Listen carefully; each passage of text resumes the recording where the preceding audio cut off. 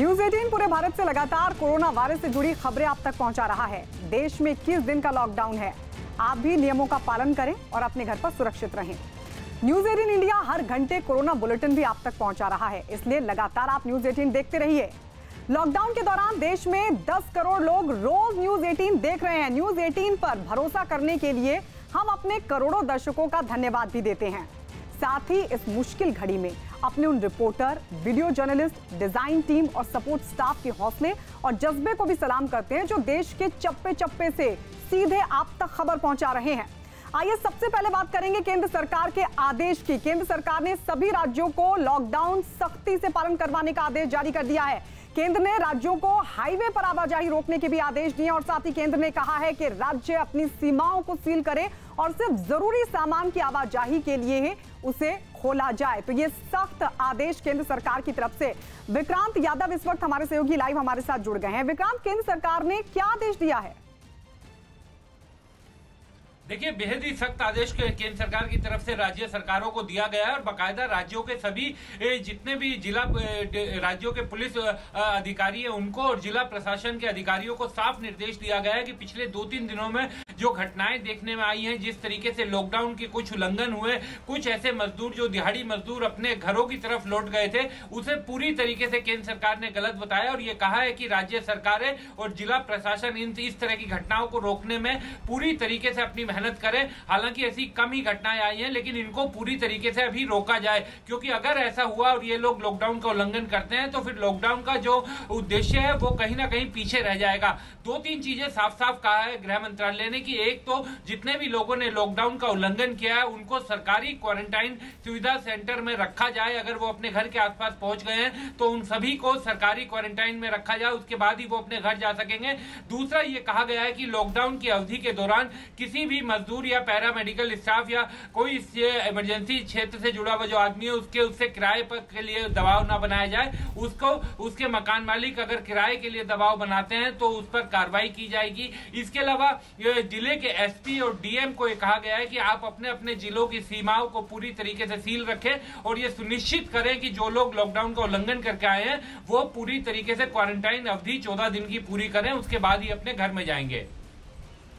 Corona virus की दहशत के बीच ऐसे लोगों की भी कमी नहीं जो इस खतरे के बीच दूसरे लोगों की मदद करने में जुटे हैं। इनमें दूध और गैस सिलेंडर की डिलीवरी करने वाले सिक्योरिटी गार्ड और सफाई कर्मचारी जैसे वो लोग भी हैं जिनकी अहमियत का अंदाजा आम दिनों में लोगों को नहीं होता।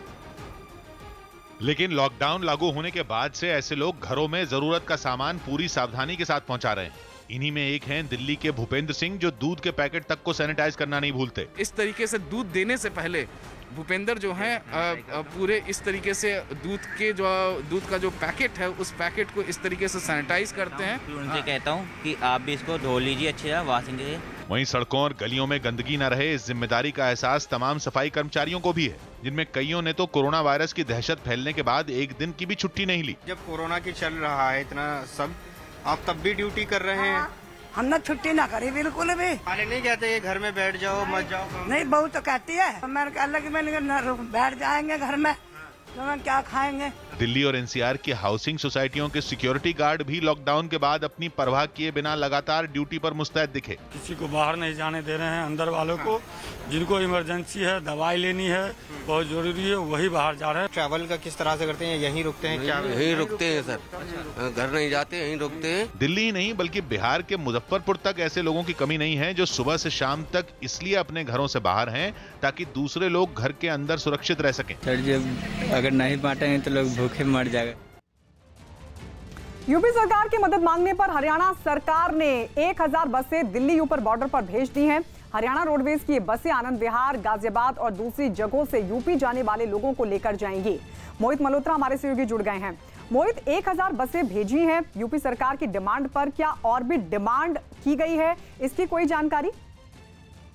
देखिए, हरियाणा रोडवेज की तरफ से फिलहाल हरियाणा में तमाम जो ट्रांसपोर्ट है वो बंद है और बसें खाली खड़ी थी और उत्तर प्रदेश के मुख्यमंत्री योगी आदित्यनाथ की तरफ से हरियाणा के मुख्यमंत्री मनोहर लाल खट्टर से जब मदद मांगी गई तो 1000 बसों को फिलहाल भेजा गया है। अभी और बसों का स्टाफ मैनेज करने की कोशिश की जा रही है। अगर उत्तर प्रदेश सरकार और मदद मांगेगी तो हरियाणा सरकार और भी बसें भेज सकती है, लेकिन फिलहाल अभी जो जानकारी है कि 1000 बसें भेजी गई हैं आनंद विहार और गाजियाबाद के आसपास के इलाकों में जो लोग फंसे हुए हैं उनको उत्तर प्रदेश और आगे के इलाकों तक पहुंचाने के लिए इन बसों की मदद ली जाएगी। जी मोहित, अब चलते हैं कोरोना कंट्रोल रूम।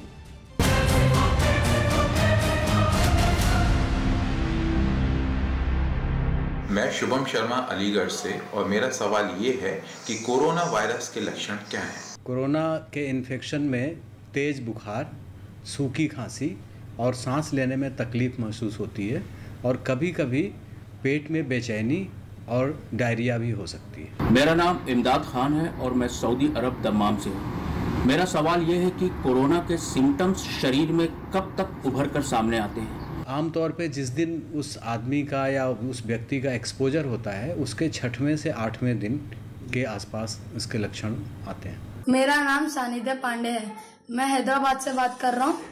हमें एक दिन में कितनी बार हैंड वॉश करना चाहिए? नाम आदित्य मिश्रा है, मैं फरुखाबाद डिस्ट्रिक्ट से बोल रहा हूँ। मेरी उम्र 10 साल है। मेरे सवाल ये है कि हम घर के अंदर खेलते वक्त बच्चों से कितनी दूरी बनाए रखें। नमशा फ्रॉम मुंबई।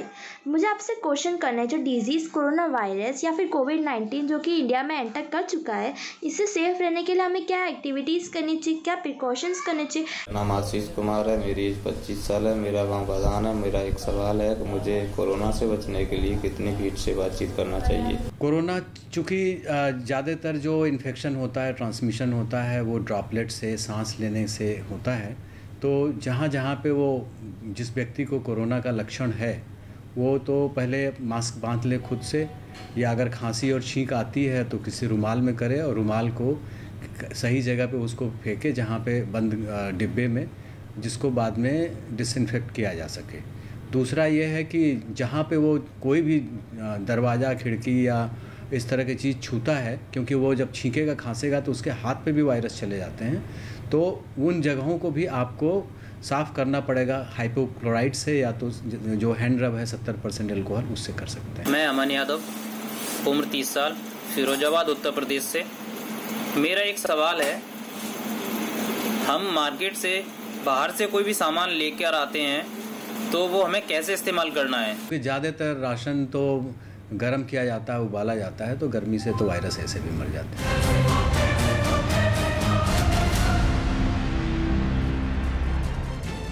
देश भर में लॉकडाउन के 5वें दिन भी बड़ी संख्या में अलग अलग हिस्सों से मजदूरों का पलायन जारी है। रविवार को वाराणसी से पैदल अपने परिवार के साथ करीब 100 किलोमीटर की यात्रा कर आजमगढ़ पहुंचे मजदूरों के परिवार रोडवेज बस अड्डे पर पहुंचा। वहीं पूर्वांचल एक्सप्रेसवे पर काम करने वाले मजदूरों को भी ट्रकों में भरकर जाते हुए देखा गया, तो जिला प्रशासन ने उन्हें रोका।